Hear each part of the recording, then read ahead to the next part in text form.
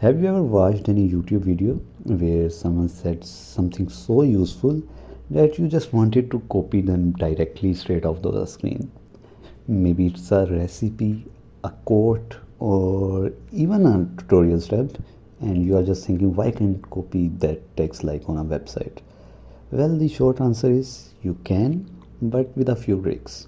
So in this video, I'll show you how you can copy text from YouTube videos if there is no caption, whether it's for notes, quotes, or study material.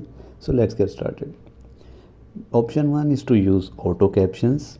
For some videos it's not enabled, you have to make sure it have it, otherwise you can skip that step. For using auto captions, you have to play the YouTube video, click on the gear icon, turn on subtitles, click on the three dots below the video which says choose open transcript. You can highlight and copy text from there easily. It works mostly for English videos. And option 2 is to use YouTube transcript with timestamps. For that, you on desktop you can click on three dots menu under the video, choose shortest transcript, and you will see entire video text with timestamps. You just have to copy and paste the parts you want.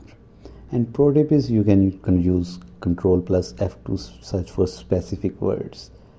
So yes, that's how you can copy text from YouTube videos.